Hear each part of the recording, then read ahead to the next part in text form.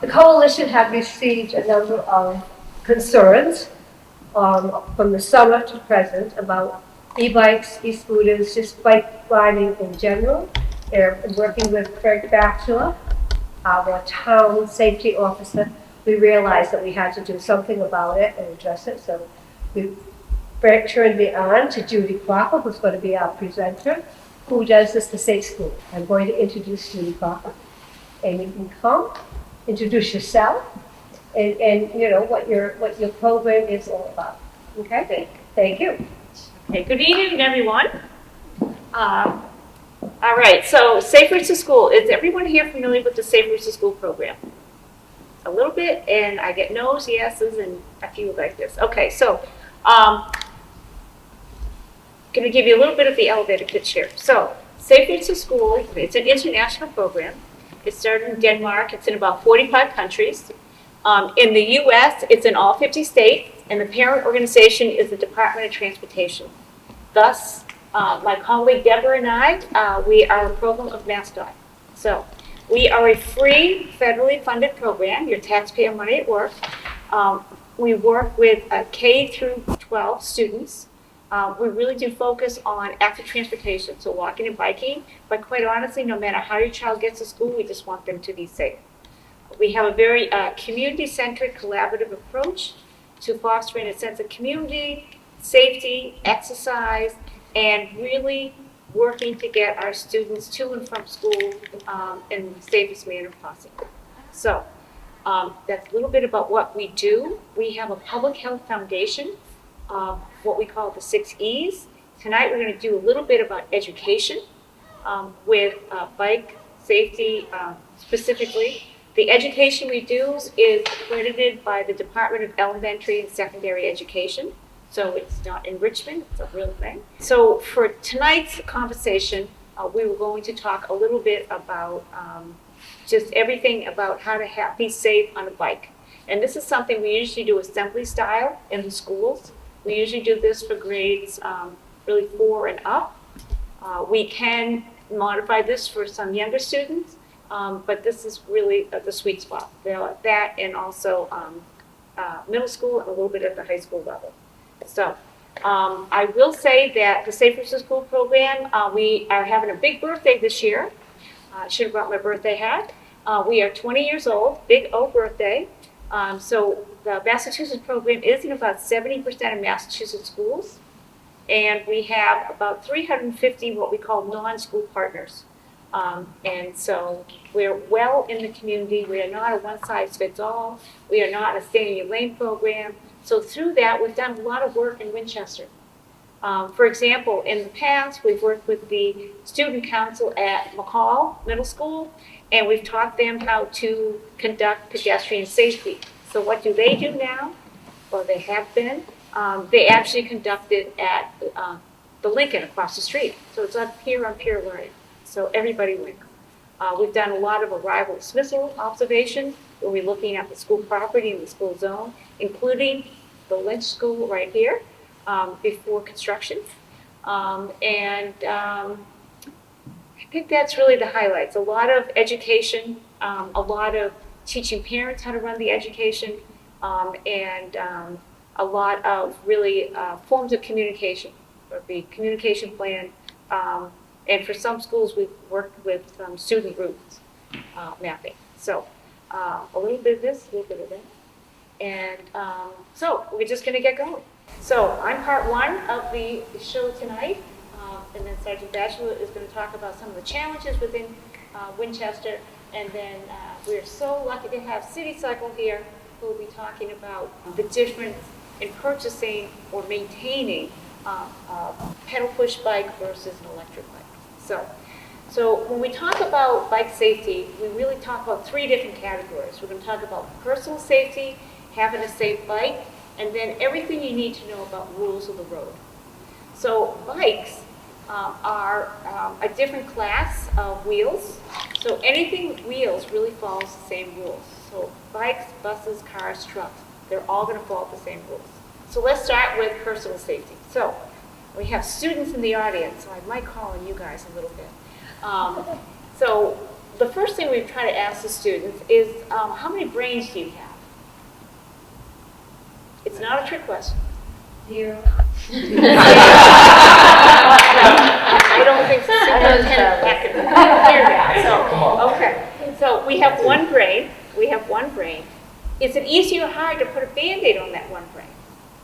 Hard. It's pretty hard, okay? So in order to protect our one brain, we do a lot of things for our brain. We go to school. We eat well. We get enough sleep. We play with our friends. But to keep your one brain safe, sometimes you have to take an extra step. So what do you think the Patriots have to put on their one brain to keep it safe before they can play their game? A helmet. And what about the Bruins? A helmet. Okay? And how about the Red Sox? If I have a 100-mile-an-hour pitch coming at me, I want to protect my one brain, so I'm going to have a helmet on. So there's many sports where you're going to be wearing a helmet to protect your brain. Okay? Helmets in Massachusetts, if you're 16 or under and you have any kind of wheels on your feet, skateboard, rollerblade, a scooter, a bike, it's the law, you have to have a helmet on. So when we look at a helmet, they're all pretty much made the same. Okay? It's hard plastic on the outside, it's styrofoam on the inside. If you look inside the helmet, you have a lot of different white stickers. Okay? One sticker actually has the birth date for your helmet. So helmets are only good for, really 4 to 5 years. They don't like it when it's really hot or really cold, so you don't want to store it in a car with temperature variation. And you don't want to store it in an unheated garage. So my kiddos would store theirs under their bed, for example. Okay? So again, they're all made about the same. If you can take your fingernail and put it into the styrofoam easily, then it's probably, it's met its match and you might want to consider replacing. It just couldn't protect your head, your brain, as well as it once could. Okay? So that's about that. So why do you think a helmet has all these holes in it? So the reason is that when we ride a bike, we're riding for a very long time. And we're going to get sweaty. So you want some ventilation around your head. Okay? Versus if I was skiing, this is probably not the helmet I want to wear. My head's going to get cold. All right. Okay. So when you wear a helmet, it's a lot like wearing a baseball hat. Okay? So what you want to do, if you just freeze your feet, if you look up, you should see the lid. Okay? You don't want to wear your helmet like this. You don't want to wear it like this. You don't want to wear it like this. But you never, ever, ever, ever want to wear your helmet on your bike. Because your helmet on your bike or on your backpack is not going to do you any good whatsoever. So when you wear a helmet, it's very simple. So again, you put your helmet on. If I look up, I should just see the lid. Okay. The straps should form a V or a Y, whatever letter you prefer. And so the clasp for each side should fall just under your earlobes. If you wear earrings, pretty much where your earrings are. Okay. It shouldn't be down on your neck, and it shouldn't be up in your ear. Okay. And then when you clasp your helmet together, it shouldn't wiggle and jiggle like a bowl full of Jell-O. Okay. And it also shouldn't be so tight it feels like a boa constrictor. It should be very comfortable to speak, but it shouldn't be really shifting around in your head. So those are really the common mistakes people make. They'll put it on, it will be proper, but then it's not fitted for the child. So you'll see that most helmets have an adjustment inside, which kind of shrinks up, kind of like the inner aspect of it. Some also have foam inserts through Velcro that you can add to make the helmet fit better and more comfortably, right? And then you can do a lot of things with pipe cleaners. These are my kitty ears. All right, any questions on helmets? The biggest mistake people make is not wearing them. So what, from we're here at First Aid Schools, so schools and running around town, what can we do, or the town help us do, to get better alignment from parents and children, because the helmet wearing rate is just shockingly low. Okay. And then the kids will say, well, so-and-so's parents don't make them wear a helmet, especially as they start to get closer and closer to 16. So that's the push. Okay, so so it's just not wearing the question is, how can we get improved helmet wearing? How can we have more people wearing helmets? So basically, it's education.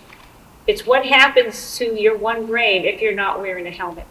Okay, so Deborah and I and San Francisco School, we have different ways of demonstrating that to students. We have some cantaloupe things you can do. You can drop it with the cantaloupe, take the cantaloupe out of the helmet, and then drop it, on a tarp, and it goes splat. So you can see the difference between. It's almost like, your brain on drugs from the old DARE ads, if you would. Children's Hospital is big on using something like that. But basically, it's education. If we have the education in the schools, then the students are getting it, and then if we also have it around the community. So, How often do you go into the schools? Do you have a regular schedule in Winchester to go? no, they have to call us. They have to call us. So we've done a lot of pedestrian safety here and some bike safety in Winchester.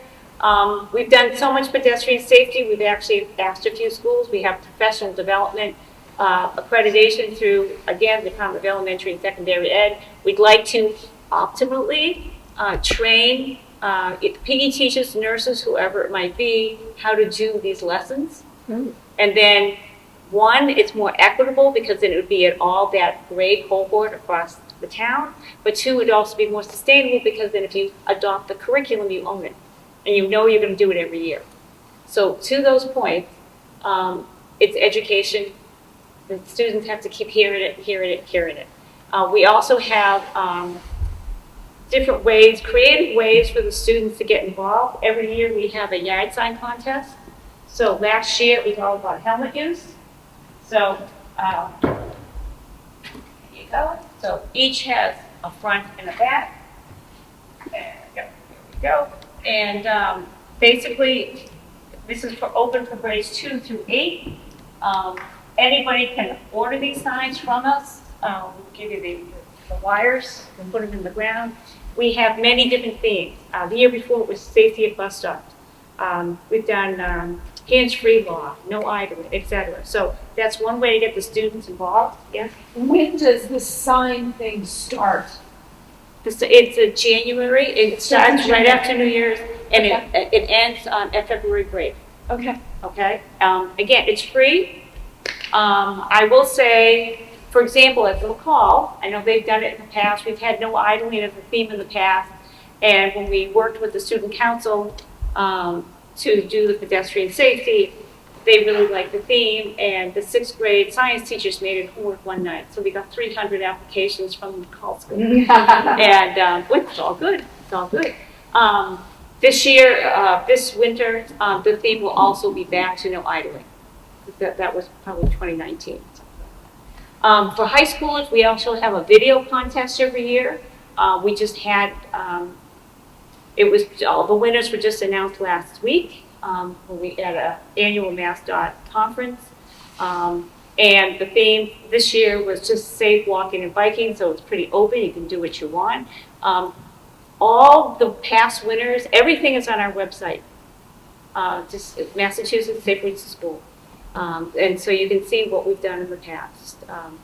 So we just try to involve the students that way, if you would. Let's try to give them some education about how this really, is a positive thing and affects your life.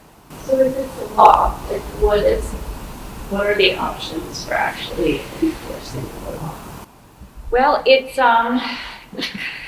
Looking over to the left. As I'm sure you can drive through Winchester. not to put extra pressure on the police force for enforcement. Before anyone does enforcement, we'd rather do education. Right. So no matter what it is in life, we like to do the education first. There's different ways, though, that the community can become involved. For example, I know there's some police forces or community members through Chamber of Commerce, whoever, if they actually see students wearing helmets, they might get an ice cream gift certificate or a slice We do of that. pizza.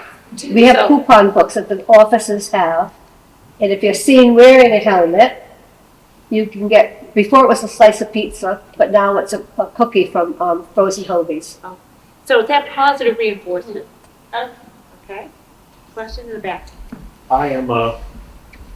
a daily helmet wearer. Thank you. I'm supportive.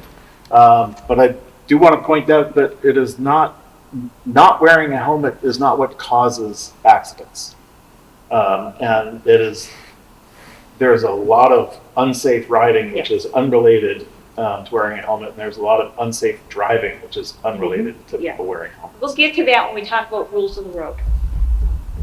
So I had a question, just a lot of countries don't wear helmets and have a lot of bikers. Are there statistics which really support the use of helmets? Like, you know, the seat belts have a lot of statistics to sort of validate their use. But, you know, in Europe, I don't see, almost never saw people wearing helmets. So the question is there research to support helmet use? I'm going to go out on a limb and say yes. I couldn't quote where that research was done, whether it be federal highway, whether it be injury and prevention outfits, to the Department of Public Health, et cetera. I'm sure that there's researchers out there. There has to be enough research for it to become a law. If you're a motorcycle rider in Massachusetts, or if you're 16 or under and you have wheels. So there has to be some data behind that to make those two things enforceable, if you will. So. Question? I think, well, it's not a question, but a comment. I think helmet use among at least elementary school students is really high. I mean, it's extremely high. I don't know if that like wanes in later grades, but I think it does, yeah. So I don't know what we have to do to get to that like later age group. I mean, it sounds like you're focusing on elementary school. The parents have a lot of, you know, control over their kids, then more independence, then they stop wearing helmets as frequently. Then I think it changes back. Like I ride 100 miles a week. I wear a helmet all the time because I want to protect my helmet, so you know, around for my kids. So is there anything you're doing for like this is a question. Is there anything you're doing for the later ages? Do you see adherence go down? Honestly, education. And we haven't been. been. To high schools or like, we'll go anywhere. We'll go anywhere. How do you make it you know, cool? the high school, Winchester High and McCall haven't asked us to come in and do this. Haven't really been in McCall since pre-COVID. You should call them. Sometimes though they have to call us. Again, we're all over the state, so our bandwidth is not tremendous. So we do the best we can. So we will speak to anyone on the topic. You know, sometimes you have to call us, which is how we came here today. The Winchester Safety Coalition called us, and working with the police department and City Cycle, we're all here to talk about how to be safe. The next thing you want to talk about when you're talking about personal safety is dress to be seen. So there's a reason why, you know, if you were in a white sweater and you have your white outfit on, you know, or the difference between myself and an orange sweater versus dark pants. What are you going to see better from a distance, okay? You want to be in something light and bright. That's why whether you're walking or you're biking, thank you for your reflective jacket. Thank you for the orange in the back. It's just something that nobody likes surprises. And so you want everyone to know where you are all the time. There's a reason that the crossing guards wear this color, okay? There's a reason why the crosswalk signs are this color, so you can see them from a distance. You know, there's a reason why they're not purple or some other color. So you want it to be, again, as reflective and light and bright as it can be. And this is all year round, okay, not just Halloween, right? Okay, next we're gonna talk a little bit about footwear. So has anybody ever been riding a bike and then you had to stop very quickly until you put your feet down? I think most of us in life at some point has done that, okay? And then we asked the students, imagine if you were barefoot. Imagine if you had flip-flops on. So basically, you have to think of your shoes as helmets for your feet. You want to have something that covers your toe and covers your heel, so that if you did have to put your feet down, they would be more protective, okay? We do ask if you have Crocs on, just make them athletic and put that heel strap on. But that's about what we do. Any questions on how to keep your person safe? Person safety, okay. All right, so just a few things about riding a bike. Okay, the bike itself, unlike a car, which gets inspected every year, a bike does not. Okay, so particularly when you're working with students, many students might put their bikes away around this time of year because it's getting colder and it's darker sooner, etc. And they'll take it out around April vacation or March or something. So you want to make sure the bike is still in good working order and fits them as best you can, right? So when you look at making sure a bike fits you, you should be able to straddle it comfortably. It can lean a little bit, doesn't have to be perfectly straight. But if your child is, their knees are hitting the handlebars, it's a little too small. If they're on their tippy toes, it's probably a little too big, okay? There's enough that you could do to adjust the seat, working with folks like City Cycle, but for the most part, those are the things that you're looking for just a general fit. The next thing we talk about with the students is making sure just the safety of your bike is on par. So we call this a quick check. We just call it the ABCs. So for A, we have air, just making sure that you have enough air in your tires. Again, your tires shouldn't be squishy like a marshmallow. It should be nice and firm, so you can't really push back on it. For B, we talk about the brakes. We have two kinds of brakes. The coaster bike is we use pedal backwards, or we have handlebar brakes. They could be one or it could be two, right? One thing to be aware of for particularly the younger students, sometimes the bike might fit them, but they may not have the grasp. Their hands may not be large enough yet to fully use both of the handle brakes. So you really have to just observe them when they're learning to ride. Sometimes the students will have the propensity to put their feet down a little bit more, or just use one, focus on one of the handlebar brakes and not two, okay? But where this comes into play is really making sure, again, that you're wearing your helmet properly. So if you're wearing your helmet, if you're wearing your helmet and it's way back here like a cowboy hat, okay, and you only use your front brake, if you stop really suddenly, your bike might go up like this.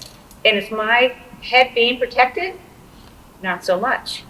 The same with the opposite. If I'm wearing my helmet way down, and can't even see my eyebrows, and I only use the back brake, and I were to go backwards, my head is not going to be protected. So because you have the helmet on, it's very critical that you wear it properly. Again, just level like a baseball cap, and that strap be on. C is for chain, okay? Again, something for the grown-ups to do. The color should be a brown-black on your chain. Just one drop of oil, folks, one. One goes a long way, and then spin your tire quite a bit and make sure it lubricates, all the gear tabs, right? But if you have a family or a student who likes to ride in the woods a lot, you really have to spend a little bit more TLC on your chain. So if you think of a piece of Scotch tape, we've all put tape on our clothes. When you take it off, it's all fuzzies from our clothes. The same thing happens with your chain. It's going to really attract the silt, the fine dirt you might have out in the woods, broken leaves, little twigs, acorn caps, things like that. So the students are all well enough, they can take just a paper towel and just dust off the chain. Very simple, okay? But just a little bit of keeping it in good working order. The next thing about bikes is that they all come with reflectors. So, the white reflector in the back. Coincidence, wouldn't you know it? What color are the headlights on a car? Same color, meaning that the color of the rear reflector is going to be red, right? Some bikes have extra reflectors. They might be in the pedals. They might be in the wheels. One of the products I love out there right now is the spokes. The colored spokes you can put on the bike wheels. Some of them are neon or glow in the dark. So it's just another way of making it fun, but also just helping to be seen in general. So, okay, next, going to talk just for a few minutes about rules of the road and everything else that involves that. Everything with wheels has to follow the same rules. Bikes, buses, cars, and trucks. Everything with wheels. The same rules, okay? Everything with wheels is supposed to be on the road. However, when you're a young student, if you are more comfortable riding on the sidewalk, you're welcome to, with a lot of caveats. Never in a business area, never downtown. Be very aware of all the driveways, okay? And we call it a sidewalk, compound word, sidewalk. We don't call it a side bike. So, one thing that we try to impress on the students is wheels go faster than feet. And so if you come across a group of pedestrians, a group of people walking, you have to get off your wheels, get off your scooter, get off your bike, and walk around the people who are using the sidewalk, right? So this is not all the time for everybody. This is more for the little ones when they're learning to ride, okay? So one thing following that everyone is, all the wheels are on the road, that means they all have to follow the same road signs, okay? Stop if you're on a bike means that your feet are on the ground. It doesn't mean that you're just coasting and you're going slow. You have to come to a full stop. Okay, slow. Slow can mean a lot of different things. It can be it's a windy road, it's a hilly road, it's a dark road because of a lot of trees, fog, it could be anything. So instead of having, what we explain to the students, instead of having a lot of different signs saying different things, we just have one saying, you know, there might be something up ahead that you have to be cautious about. Okay, yield. Yield, we try to explain to the students, is really about slowing down. It's like a yellow light on a traffic signal, okay? It means that the other person has the right of way, gets to go first, and you have to wait. If nobody's coming, then you're good to go. But if somebody is coming, you have to stop. They get to go first. Okay, railroad crossings. We talk a lot about railroad crossings in the Massachusetts Safe Routes to School program, or train crossing. So railroad crossings, when you look at a railroad track, it's an extremely uneven surface. It goes up and down and down and up, and it's all over the place. So you should always, always walk your bike across railroad tracks. So I would venture to say that if anybody worked in an ER, they would say the number one reason people come to the ER with about a bike accident is because of an e-bike. The number two is because of railroad crossings. All right? So you need to walk your bike across railroad crossing. Railroad crossings are, you would stop at a railroad crossing, and it's a lot like crossing the street. You're going to look left, see anyone's coming, look right, anybody's coming, no one's behind you, and then you could walk across. It's the same thing that a school bus does. There's a sign on the back of every single school bus that says it stops at all the railroad crossing. The driver will stop, open their door, look left, look right, look all around, close the door, and then proceed. And this is what we want you to do if you're walking across or if you have wheels, right? So we also try to impress on the students that some railroad crossings have those candy cane gates, the red and white striped gates. You know, they go up, they go down, they go up. They go down to make sure that everything with wheels is safe behind the train, okay? And then they go up. But we do try to explain to the students not every railroad crossing has those. I went through 2 today where there were no gates, all right? If you go to other parts of the country, none of them have gates. So it really depends on where you are. And occasionally the gates don't work, so you still have to be very cognizant of your surroundings, right? Most trains these days are becoming electric. The type of tracks, everything that you've heard about the red line and all the other MBTA lines about going from slow zones to fast zones, the clickety-clack is gone. And the same with most train tracks, okay? So it's not like in the movies where you know the train is coming. You do not. So all of that put together, we try to have the kids be as cautious as possible. So, crosswalks. Again, a compound word, crosswalk. It's not a cross bike, it's a crosswalk. So you should always walk your bike across the crosswalk. But if you are riding on the road where the crosswalks are located and you come across anyone who wants to cross the street, you should, again, they have right of way. So you need to stop, put your feet on the ground, let them use the crosswalk, and then you can proceed. And then the last set of signs that we try to impress on the students, and these are more, is one way. So that means everything with wheels is going in the same direction. Okay? The sister to that, the partner for that, is do not enter. That means everything with wheels cannot go there. So this is how they work together. And usually you can point out what's at the local school, etc., so they understand that. So, all right. Some of the other signs we might speak of more for middle school students is the 4-foot rule. You've seen the signs. It's a white sign, rectangular in shape. And, again, bicycles, scooters, they share the road with all the other wheels.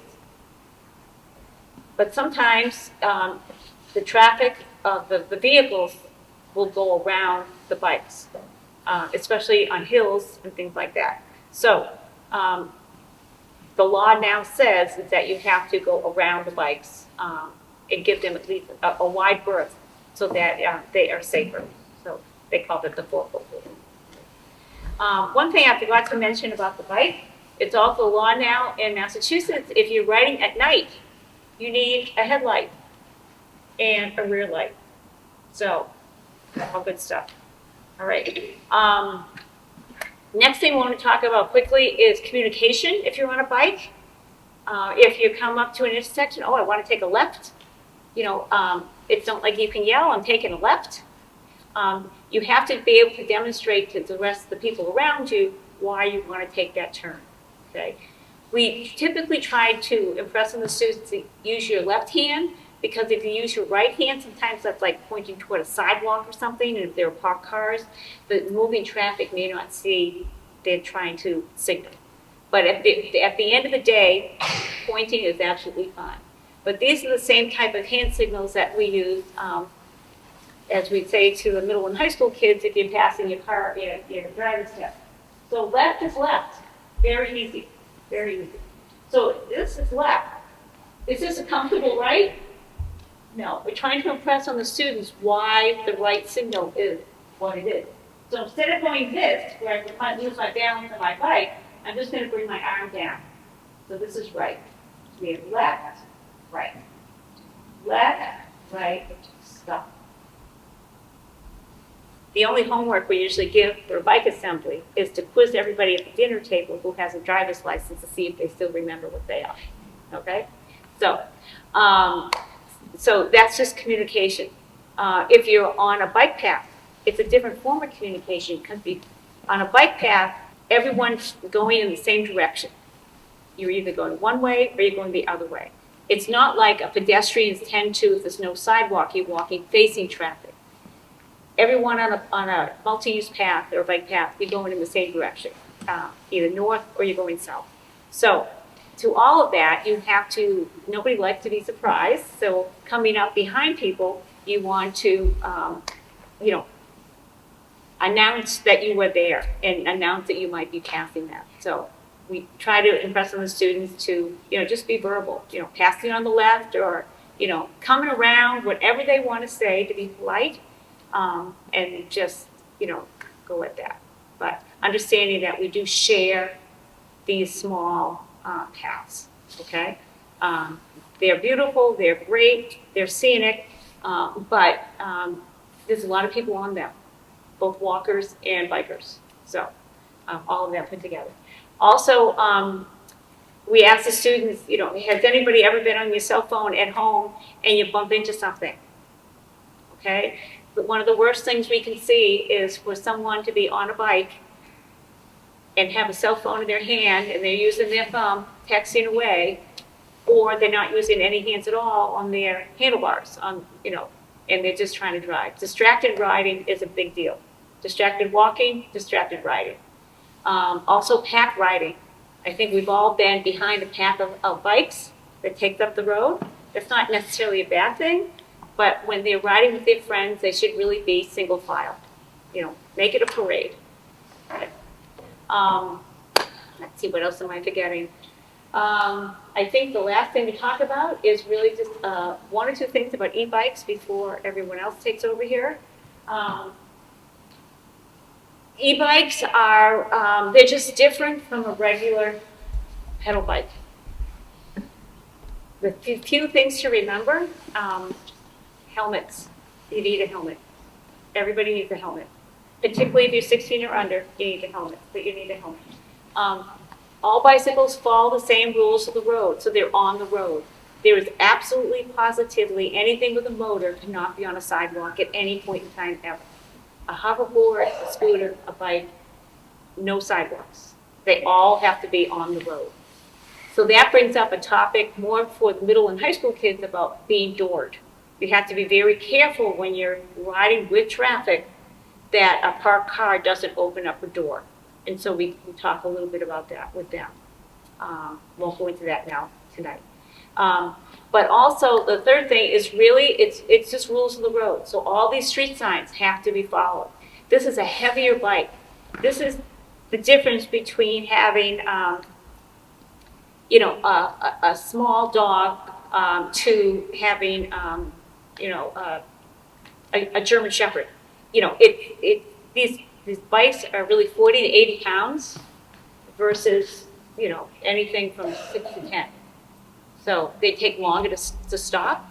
You have to be very aware if you're on a hill, it takes longer to stop. If there's any kind of sand or gravel or debris on the roadway, wet leaves, they're handled very differently. They steer a little differently because they're heavier and they really take longer to stop. So that's part of what we try to impress on anyone who having a conversation about trying to decide what type of bike to buy, okay? We will say that there are 3 types of e-bikes. There's class 1, 2, and 3 in Massachusetts. Class 3, we have seen them at schools. That's the one with the speedometer. You actually have to have a driver's license to use that bike, but we still see them at the schools. So the class 1 bike is just more of a pedal assist. Class 2 is a pedal assist, but it's got a throttle, so it gives you a little extra push. And then class 3 is kind of for the big boys, if you would. So all that put together. So it's just understanding that a child's physical abilities are not what they are for an adult. Their line of sight is not what they are for an adult. We live in a land of SUVs, so it's hard enough as a pedestrian to be seen, never mind if you're on something moving at 20 to 30 miles an hour. Absolutely, positively, the bikes should not be tricked out to increase their speed, which is easy to do. Flip out the battery is easy to do. The brakes on these bikes can't handle the extra speed. The batteries, they're only wired for a certain voltage, so you risk the fire. You really do. So all of us put together. So that's just the tip of the iceberg. I'm going to leave it now for the next crew to get into more detail. Any questions about this? This was a very fast rendition of a general assembly. Again, this is really geared for really grade 4 through 6. We would do a few different things if it was grade 8, a few different things if it was grade 10, etc. And if we're dealing with really younger than grade 4, we're really more talking about learning to ride a bike and where you ride a bike. So it's much more simplistic. Question? Are you telling elementary school kids to ride on the road? We're telling them they should share the sidewalk. It's called a sidewalk, not a side bike. So if they're not comfortable on the road, which is where all bikes are supposed to be, they are allowed to ride on the sidewalk. But they have to share that sidewalk. So they can't go downtown. You shouldn't be riding on the sidewalk, say, in front of the library, because there's going to be other people there. That type of thing. So, I don't think my child has ever ridden and drove anything, and I would never want to. She just wouldn't bike, it wouldn't be an option here. okay. I would concur with that. I don't think any elementary school kid, or for that matter, most middle school kids should be on the road virtually ever. I'm not talking Main Street, but this is more the neighborhood riding that they do, going there to the friend's house and things like that. Sometimes we don't have sidewalks on our street, so they have to understand how to ride on the side of the street. So that's more what we're referring to. It's the global picture of where you ride your bike.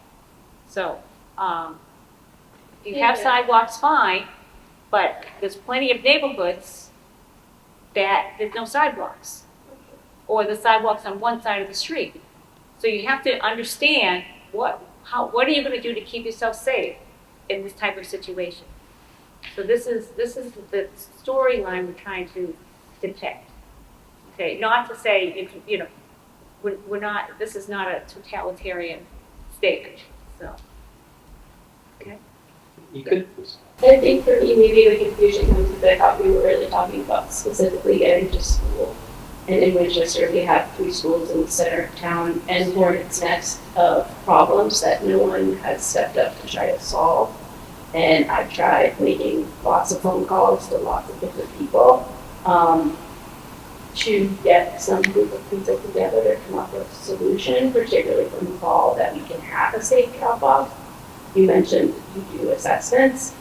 The guidance from McCall in its stated email literally was, the best idea is to drop your kid off as far away from school as possible and let them walk the rest of the way, because we have lots of people coming in from lots of places, cut through traffic, kids on bikes, kids on scooters, kids everywhere, but no actual way to corral them. So, the Winchester Center at any point in time would see 15 kids riding bikes on the sidewalks. So we unfortunately live 2 miles from the center, so it's really difficult for us to figure out on a daily basis how we're going to navigate that. Add a backpack with a computer, sports equipment, a second backpack, a field hockey stick, like riding a bike is not a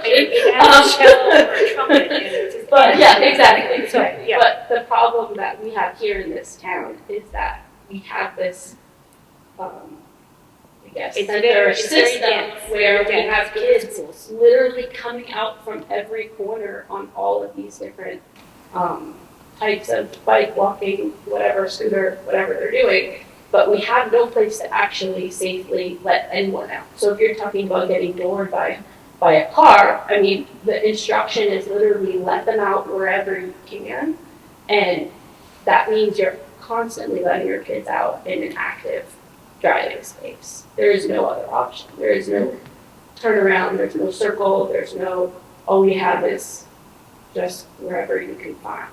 So that's what, from a town perspective, that is stressing me out, because not only that, but then it takes, an inordinate amount of time to actually do that task of dropping off multiple kids. I'd love them to be able to ride bikes, but that also feels like a crazy option sometimes as well, especially carrying a heavy bag with a computer. But that's what, I don't think we have a safe path, and I wish that the town was actively working on something to make it better, because it's not sustainable.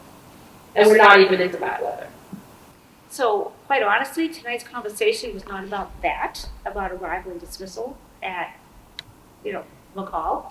I mentioned it earlier only because we had done some work there with the students and how they had worked with the elementary school next door. These are all things that we can have a conversation on. We have looked at some of this in the past, but again, it's been a few years. I know all the bike racks from McCall are in the back. And that's all I know at this point in time, because it's been a little while. It's been a lot of life has happened between the last time we were here and there. So a lot of what we're talking about tonight is family decisions. It's how you look at your neighborhood and know your child and know how much of a risk taker they are and what they need. We're trying to give them the tools to make smart decisions.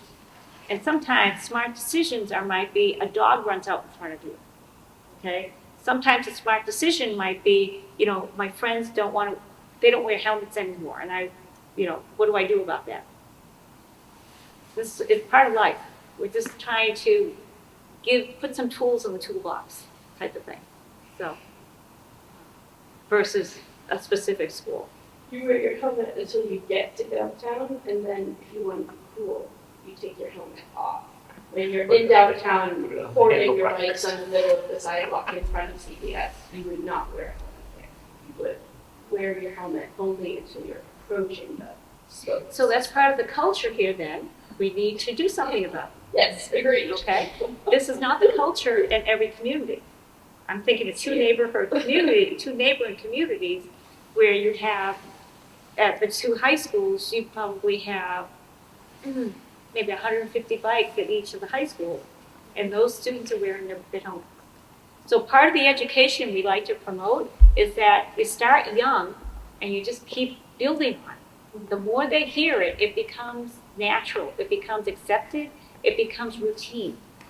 And that's what we're trying to, it takes baby steps to make any type of behavioral shift, if you will.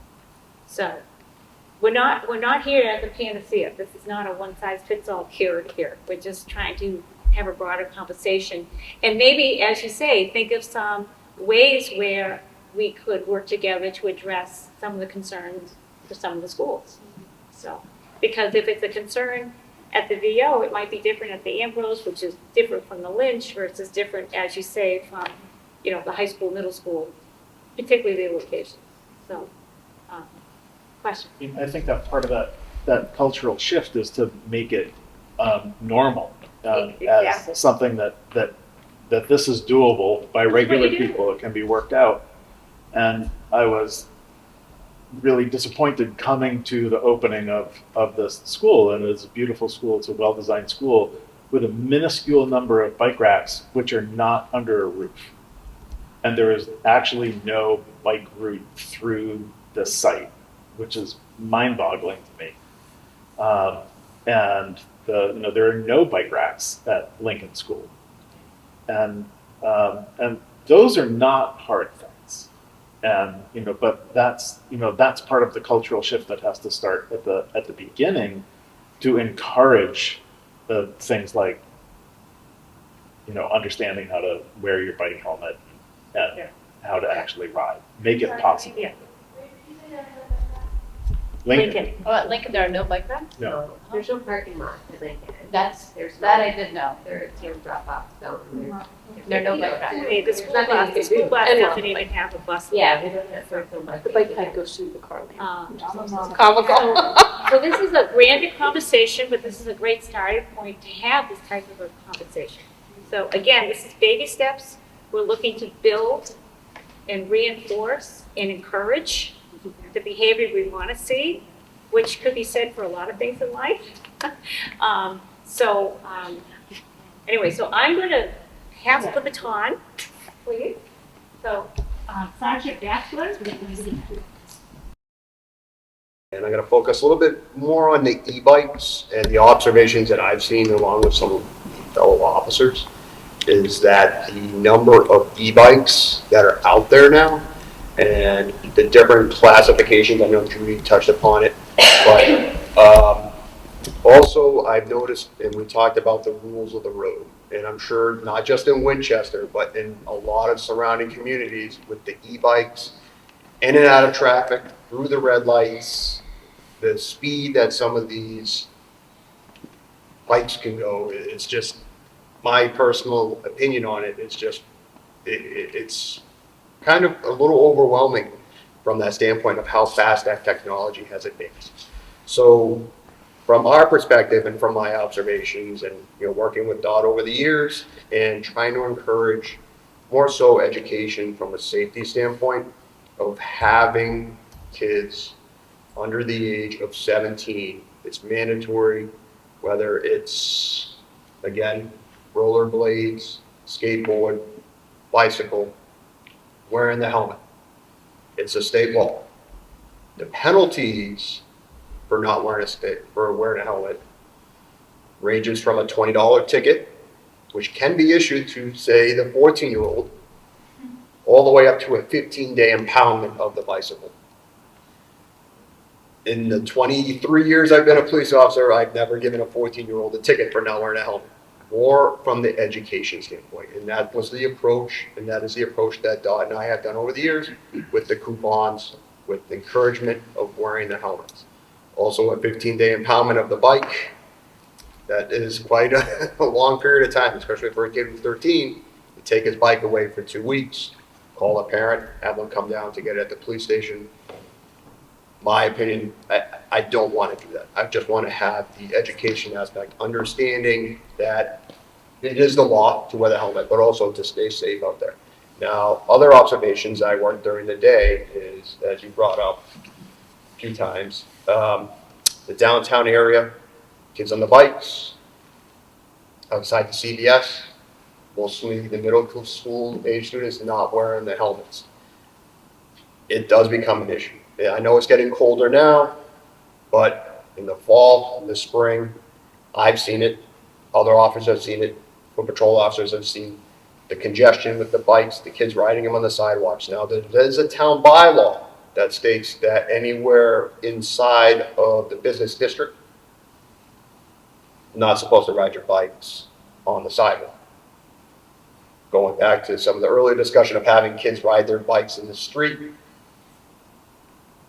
In the downtown area, because of the amount of traffic, the tight roads, the turning, the crazy traffic, people disregarding the rules of the road, I would discourage the kids from riding their bikes in the street. But downtown, if they can walk the bikes, that's safer for the pedestrians as well as the kids on the bikes, rollerblades, etc. I'm going to open the discussion here, and you brought up, how do we enforce the bicycle helmet? That's Yeah. the problem. Okay, Because they know there's no consequence. okay. What do you think would be the best approach? I would with them personally. I mean, my kids wear a helmet, I make them wear a helmet, and they scream at me, they call me really mean things. But like, I do the cantaloupe on the ground. I'm like, do you want me to show you a picture of someone's head? Like, I don't care. Then don't go. But when everyone else in the pack is not wearing a helmet, it makes it very difficult. And I see kids, my kids go, screaming down Washington Street without a helmet on. And, you know, coincidentally, their parents are European, so maybe they don't wear a helmet there. But, like, if there's no consequence, like, they're just in.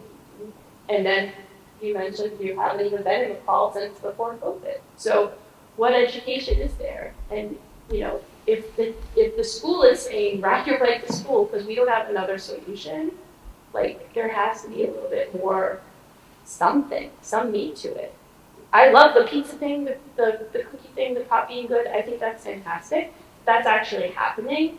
Great. But, like, you could definitely involve the parent associations maybe in that. Like, pick a day where, like, randomly, like, the people outside helping direct traffic are handing out, you know, not like on an organized walk to school day because everybody's like prepared for that day, but like fan out, give them free stuff. Like, those are all great, but there's no consequence. And I think, speaking from a parent myself, I have a 13-year-old, a 10-year-old, and an 8-year-old, so I can understand some of the challenges, especially with the helmets and bikes and wanting to go to a friend's house. And in Linfield, we don't have a lot of sidewalks, not compared to Winchester. So this is where the education comes in, where my 13-year-old rides his bike everywhere.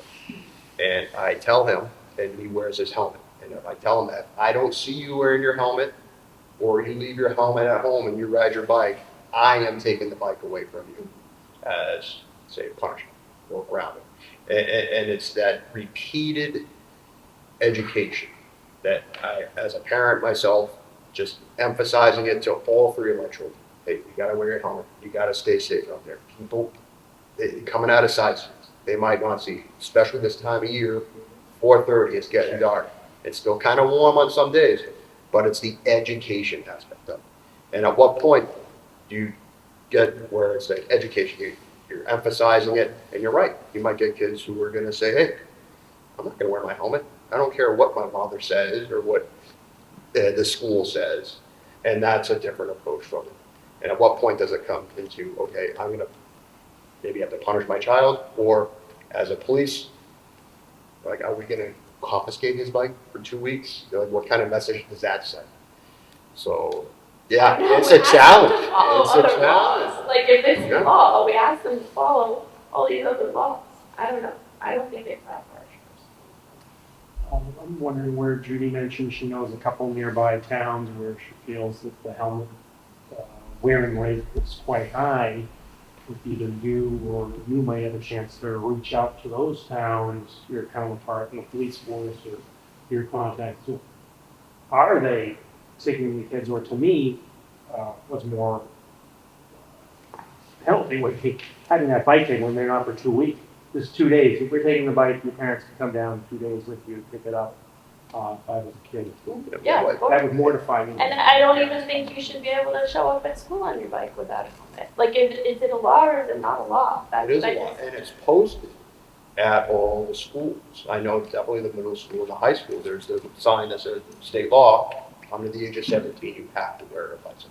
And there are those signs that are near the bike racks. I know especially at the McCall and at the high school, it's clearly posted that it is the law. Now it comes down to, yeah, I see the sign, but am I gonna follow the rules of the road, or am I gonna follow what the sign says?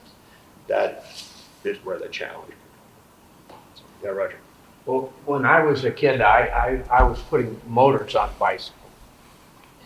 Lawnmower motors and stuff. I first did that when I was in 6th grade. By the time I was in 7th grade, or 8th grade, I had a go-kart motor on a bicycle. This thing would go about 40 miles an hour. Had no brakes, no clutch. And a police officer in Lexington apprehended me. Said, son, are you a licensed operator? No, sir. Is this an inspected motor vehicle? No, sir. Is this an insured motor vehicle? No, sir. And they tallied it up and told me how long I would go to jail if he decided to prosecute. But the most important part is he told my mother. And I did not operate that vehicle on the road after that. And I think the parents are the ones to enforce the law in this instance. I don't think our police department should be enforcing the law. And if the parents said, well, I'm going to take away your bicycle, also I'm not going to give you a ride to get where you want to go, then I think they'd have a lot more influence on the behavior. My kids didn't want to wear a helmet, and I said, fine, don't wear a helmet. If you were going to get around on a bike, that was more important to me than wearing a helmet. My wife had a different perspective on that, and she dominated that instance. But I think the police should be using their own bicycles. That's not my Tell the chief, tell the Well, chief. I can, but you're right, I could see how, Well, it's You- easier you to look- have a bike conversation when you're also on a bike. Yeah, and Every and so also often, and I makes can it see cool. from It that makes it community approach, right? Where the police were out there, role models, especially for the children, middle-aged, middle schools, that, hey, police officers on their bikes, wearing their helmets, could be a good opportunity for that education aspect of maybe handing out those pizza coupons for the kids who are wearing them. So How can we make that happen? I'm gonna have to pass that up the chain. Yeah, tell the chief it was Up to my requested. supervisor. But But yeah, we do have some cool well, we bikes. do have a couple, I think a few mountain bikes, so that is a discussion that I can bring up to my supervisors.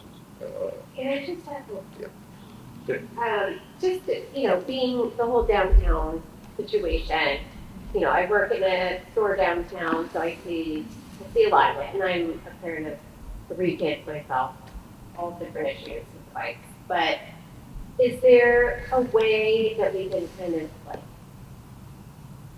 put that in not neon, we don't want neon, but letting that be a known thing. If it is a bylaw for the town that you cannot be you have to walk your bike on the sidewalk. You know, is there a way to just really kind of put that out there? I was just visiting a friend in the suburbs of Chicago, and she said, oh my gosh, every single kid in town knows. Like, literally, there were no kids, they were all walking their bikes on the sidewalk. It was just like, it's ingrained in them. Like, everybody knew. Yeah, and this is the education thing that we're talking about here. Yeah. Now, So there maybe are, at the lower grade, right. it starts there and it right, comes in. By middle school, it's like, all right, cool or not, we know we can't do that. Yeah. When they are getting the e-bikes and kind of. but also having it out there, signage, Yeah, that states to people who are coming into the center, right? Lots of places that have huge signs. that say, yeah, there are a couple of, maybe about this big, like small signs that are on a couple of light posts, Yeah, but they're on the outside.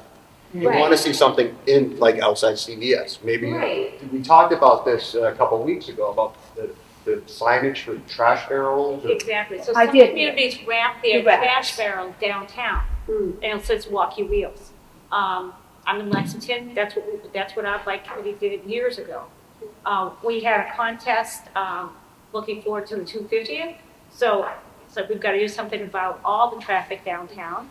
And so we had an art contest for the high schoolers, Minuteman and Lexington, and we have sandwich boards about walk your wheels, and it was a high school design. So we, Safe Routes to School, we have a ground stencil. It's about this big. It just says walk your wheels. It's like a person, stick-figure person with a bike and a skateboard. So that's what it is. One of the unintended consequences of designing, you want your bike racks close to the front door for your school, but then what some communities have found, I'm thinking of Belmont, is that you have so many bikes now near the front door, those bike racks are full with the overhang parking, it's a dream for anybody. But now we have to educate the students, they can't ride their bikes all the way to the rack because you're interfaced with the pedestrian traffic. So we all are learning as we go along, but communication, whether it be a stencil on the ground or a sandwich board, these are not high-tech items. It's just a matter of being creative about how to get the word out, both for residents and people who visit your town. So we do have a bike path that goes right through the center of Yeah. town. And, I'll be walking on that bike path when people are walking their cars. You got a question over here? Yeah, how many kids are hit per year by cars? I don't have that number. Would you say 10, 20, 100? It's not necessarily children. I think it was It could be- 14 to 7. 14 and 7, and I can't remember if it was bike or pedestrian, which one was the 14 and 7. Okay, go on to But 20. through the last couple of years, I just went to a talk about this. If you look at the last 4 years, I would say give or take, pedestrians and bikes together would be a little bit over 20. Per year. 2 per year, and it varies whether sometimes the bike is more and sometimes the pedestrian. It was interesting to see that it was usually one or the other had double the other one. So it'd be like 7, 7, 7. So one would be 14 and one would be 7.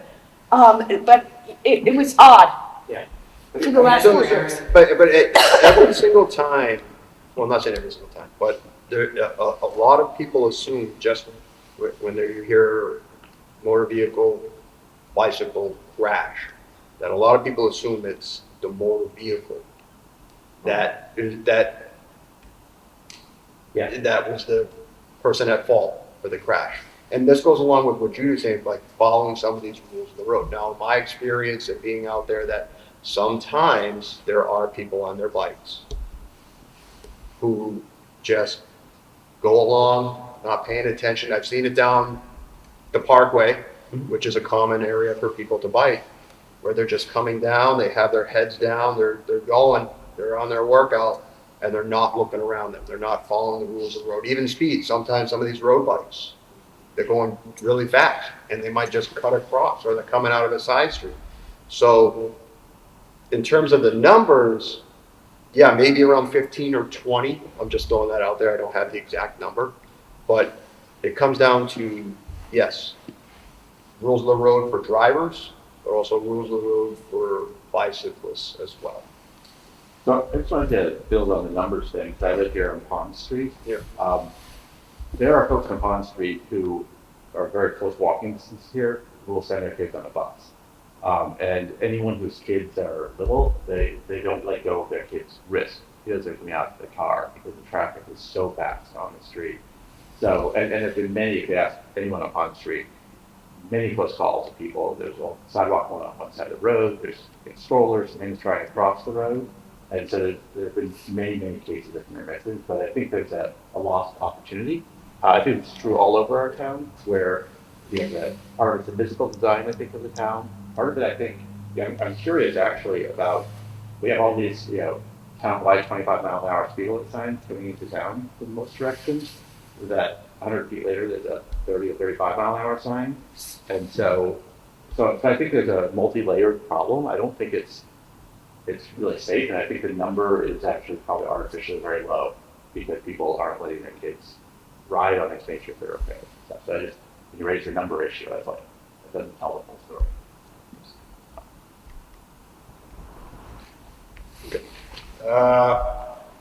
For time purposes, we'll pass it off to Nate from City Cycle to talk about e-bikes. All right. Yeah, let me go grab it. We're switching bikes first.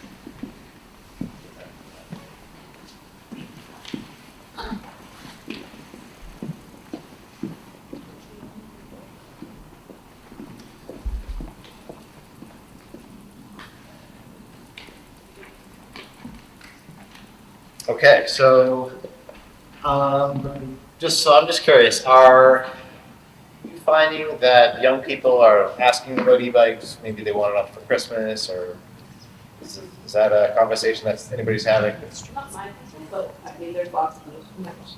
Okay. I'm finding in our shop, I've seen a lot of kids riding e-bikes. I've seen a lot of people asking about them. So it's the amount of differences between the e-bikes that are available is pretty vast. It's even hard for me to understand. I've been working in a bike shop for 25 years. So I brought this. This is an example of a bicycle that is legal. This is a Class 2 e-bike. This has a top speed of 20 miles an hour, and it has both a throttle and a pedal assist. But you'll notice it looks like a regular bicycle.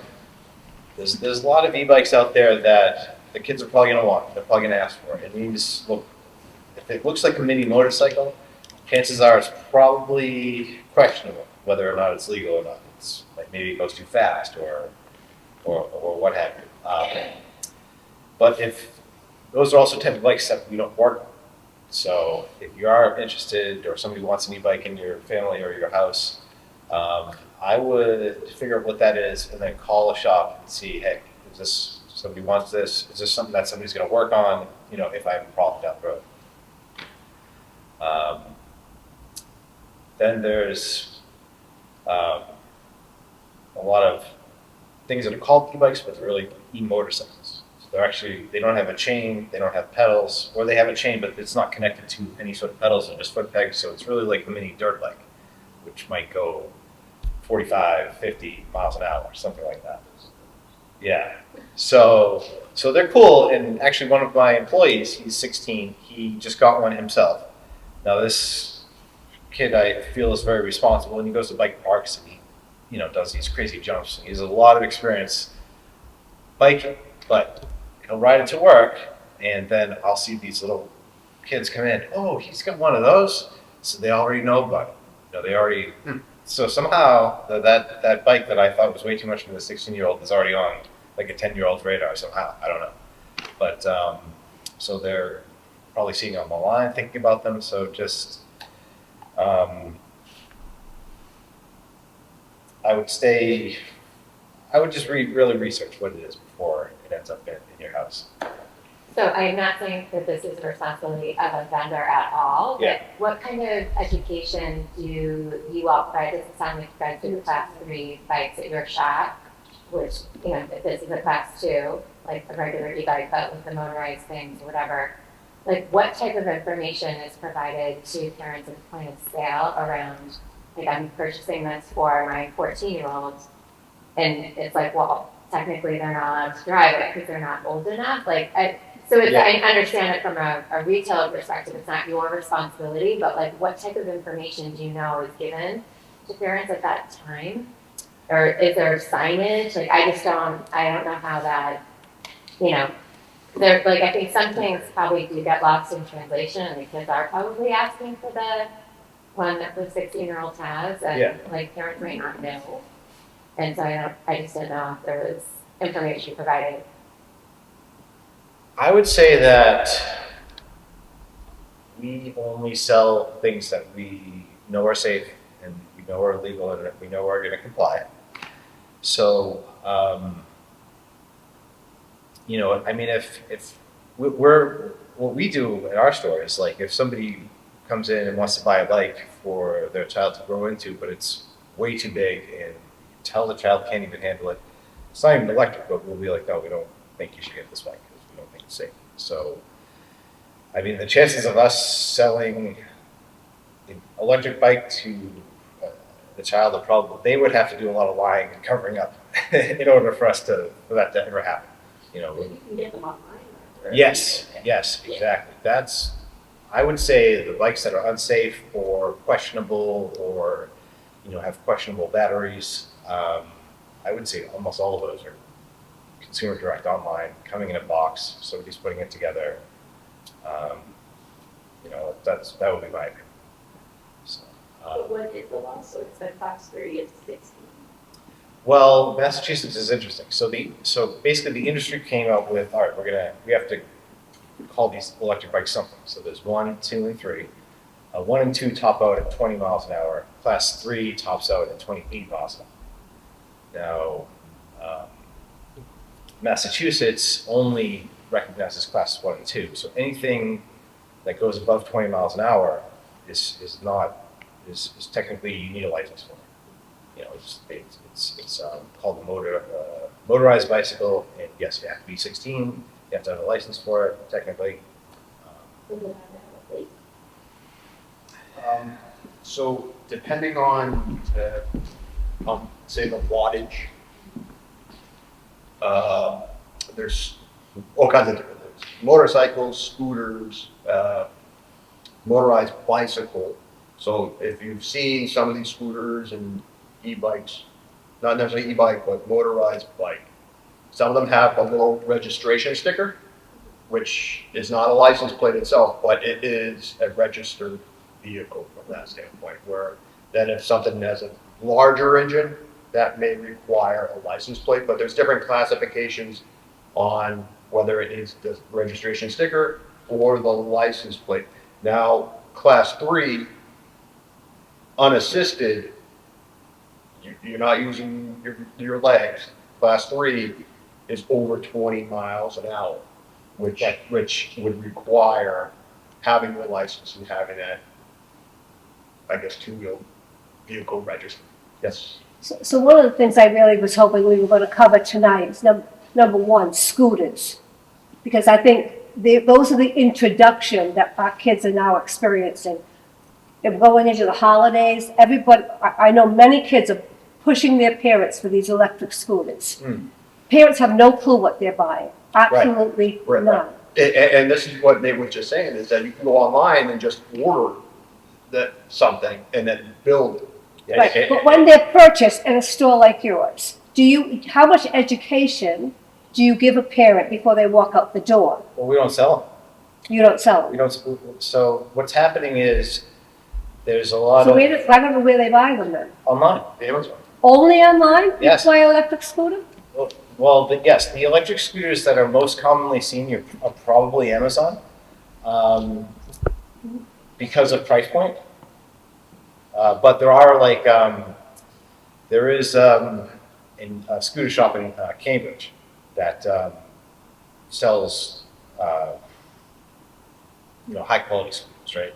If you buy one on Amazon, no name, who knows where it came from, who knows how good the battery is, who knows what kind of manufacturing it had, what kind of standards it had to pass.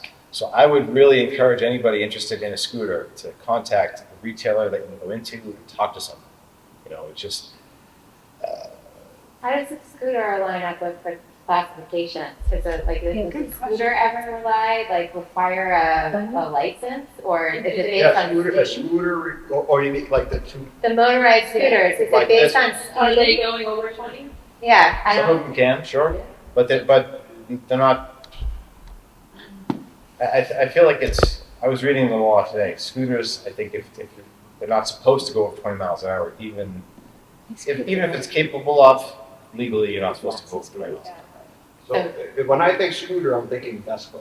Yeah. That's what I'm thinking, scooter. No, you But might then we're talking like a razor scooter. Yeah. Yes. no, but it's motorized. But it's Yeah. But it's motorized. those are all over the, Yeah, they're all over the town. Yeah. It- We have them here. Yeah, Yes. I've seen exactly. 2 people with them here in Lynch. So what? So I don't have the specifics in front of me from what the law states, but I would fall back on probably the different classification, where class 1, class 2 goes under 20 miles an hour. That peaks at 20 miles per hour. That does not need to be registered. You don't need a license. But if there are those motorized scooters, razor scooters that can go more than 20 miles an hour, I'm assuming you probably need a driver's license. So, but what about the age that operators? 16. So, yeah, there are So a do lot of kids. Have you operating. guys ever pulled over any of the kids on the motorized bike? Recently, You would not ride your. recently, I think it was a couple of weekends ago, one of the officers had stopped somebody Yeah. who was on a electric dirt bike, and it wasn't registered. And it was going, 35, 40 miles an hour. Wasn't registered, he didn't have a driver's license, so he was subject to those traffic laws. Yeah. But now it comes down to, okay, how many of them are out there? And from our standpoint, are we gonna stop every single one of them? Is it somebody who's of a questionable age, 13, 14, 15, where it's gonna be our enforcement standpoint? Are we gonna stop them, ask them, okay, where do you get this? What's the manufacturer? And certain, I think all of them are supposed to have stickers on them that state whether they're class 1, class 2, or class 3, but it's easy for a kid to take, say, class 3, rip the sticker off, modify it, and that makes our job a little bit difficult trying to determine, okay, class 1, class 2, class 3, no sticker. What's the wattage on it? And it opens up a kind of a can of worms that we're trying to still figure out on our end. Yes. The can of worms in the days of your contraption, where is it street legal or not? If it's not street legal, you're not riding it on the street. And if it's street legal, then you might have a plate. If you didn't have a plate, then you weren't riding on the street. And if you rode it on the street, you're gonna get caught and you're gonna get in trouble. That was. But then you have, Right, but like, I've seen, is that what I remember it as? but I've seen the electric dirt bikes, as I like to call them, on sidewalks. And some of them are like mini ones, not full size, but mini bikes that probably go 30, 40, 50 miles an hour. So there's all these different variations of them, and it just can make our job a little bit difficult trying to determine how fast it goes, what kind of modifications were there, what kind of stickers were on them, who's the manufacturer, and that's where, like they say, you can just buy something on Amazon. What's that? Like the registry, like for doing The- something. But I'm sure the legislature and the registry's trying to get caught up to this because That's what it's I mean. evolving so Exactly. They're fast. very behind. Is that Very behind. The state house is very behind. so confusing. And so that's why, in terms of enforcement, it's that much more Yeah, feel out difficult. of control. Other states are much more progressive than we are in getting things on the books. So, but that's kind of above our pay grade, I'm gonna say, beyond the scope of what we're capable of doing. But I also want to point out, in technological innovation, it's common not to have regulation. The internet is a good example. Initially, retailers didn't have to pay a tax if they sold something over the internet, and that was deliberate policy. It was hey, we don't understand this technology, let's let 1,000 flowers bloom or whatever. And that's pretty much the attitude toward all these little electric vehicles, that they're ultimately a good thing, and we're gonna have to figure out how to handle it later. There's 30 million of them a year being produced in China. So of every conceivable variety, and so we're going to be living in uncertainty for quite a while. I don't think the police are too concerned about things with wheels this big and a. Well, I think it's a 750. concern when it's a 13-year-old Yeah, driver. exactly, driving And the that's- wrong way down a one-way street. Well, a lot of them are being driven by 13-year-olds. Right. Right. That's my, And- that's flat. But I think that comes down to the education standpoint from the parents. Like, you have to know what you're buying, right? Yes. And, just because, hey, my friend has this, I want that, and just click, buy it, comes, build it. But you're not understanding, I think, all the little specifics that go along with it. And again, I don't know a lot. This is all evolving for me. And that's why I asked Nate to come help us to maybe kind of explain a little bit more of the different products that go along, more so with the e-bikes and along those lines. But with the motorized, like the electric dirt bikes and stuff like that, that's. Well, you guys know, you know the things you don't sell. Yes. So there are there's constant innovation, so there's new things, but you guys have the expertise in the bikes to know, we're not gonna sell that. That's not illegal. Yes. So I guess it's the translation of that to the general consumer, so that there is less of a disconnect, because I think if parents go to your shop and they're gonna buy something that's legal, Yep. and that's okay for a middle schooler to drive, but if the kid sends an Amazon link to the parent, then they're not getting that information, and it doesn't sound like you guys would be able to even know the difference, because they all kind of look, it's like, I don't really know what this is, and that's the murky part that needs to be kind of Yes. addressed. Yeah, so, right, I think it would be,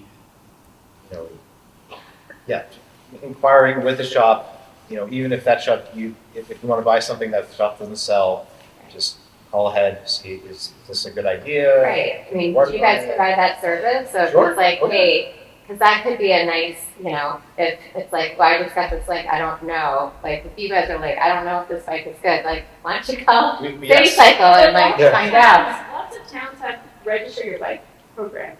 Does that still exist? So if don't you're know. here riding around, I may be kidding myself, but I remember you got a little.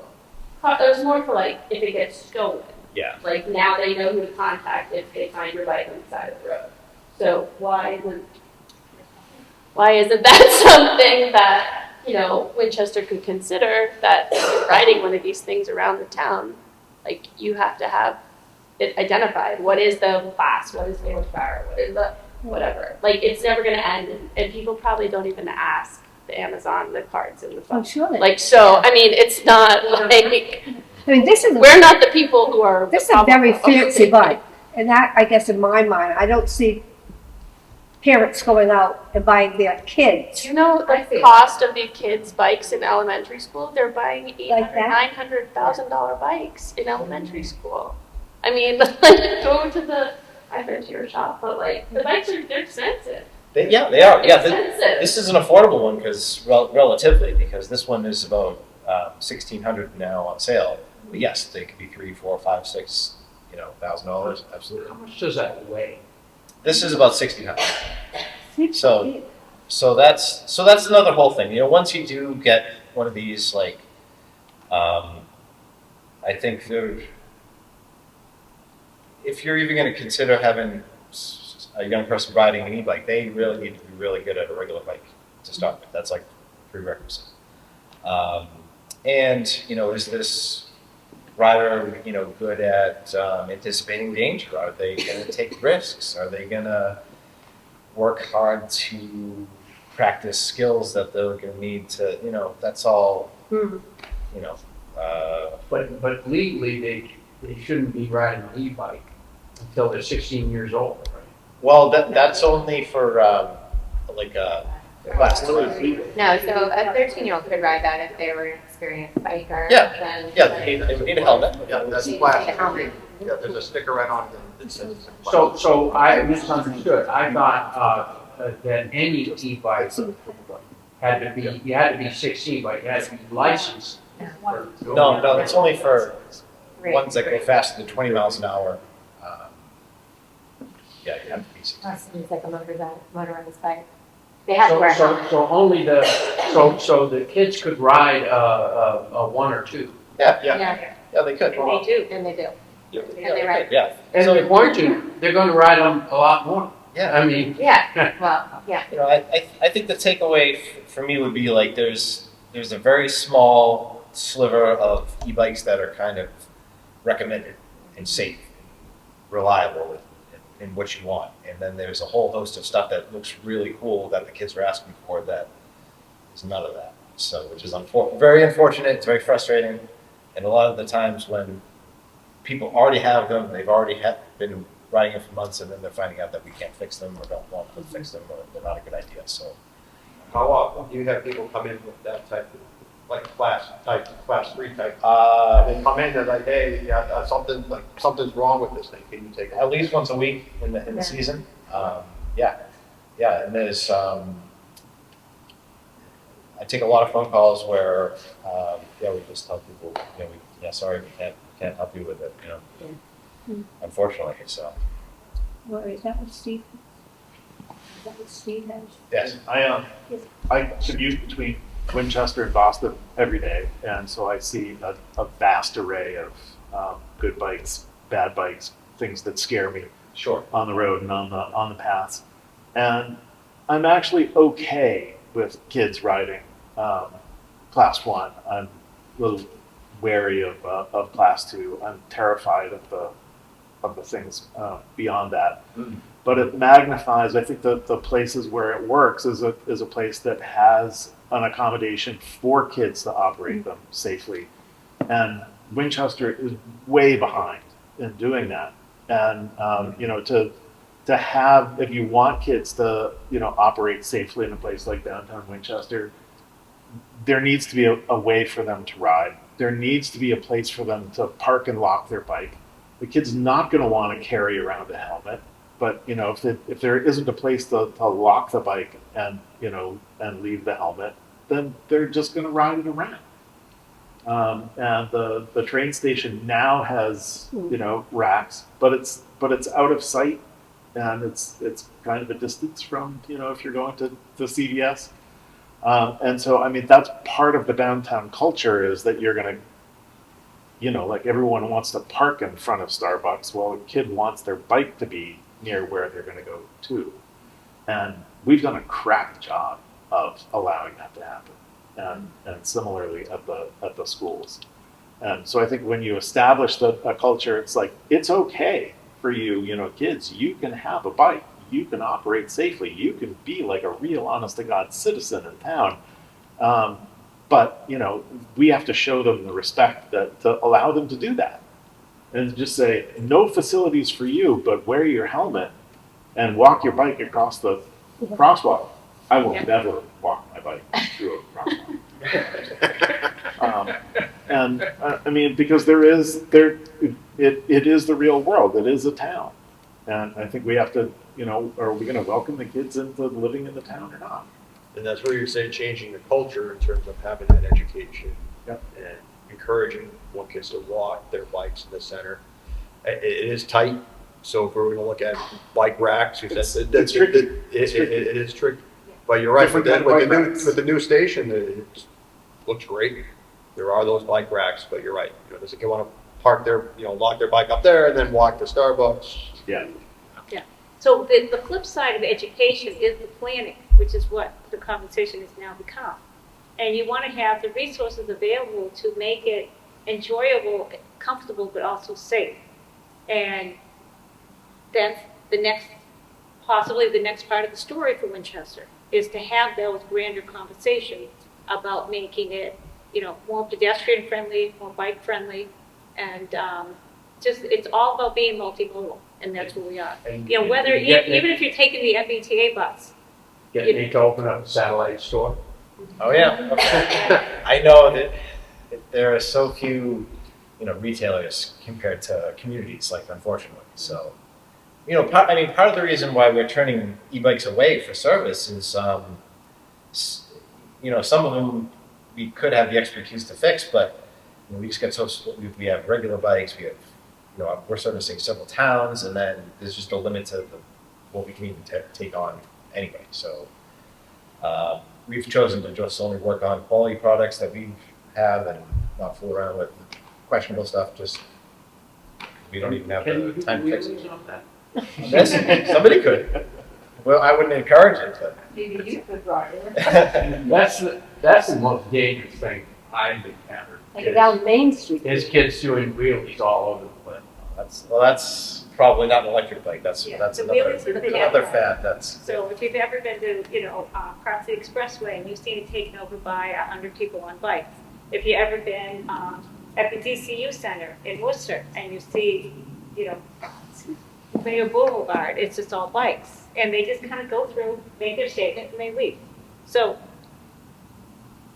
rules apply to everyone, but we have to do a lot of education to make them worse.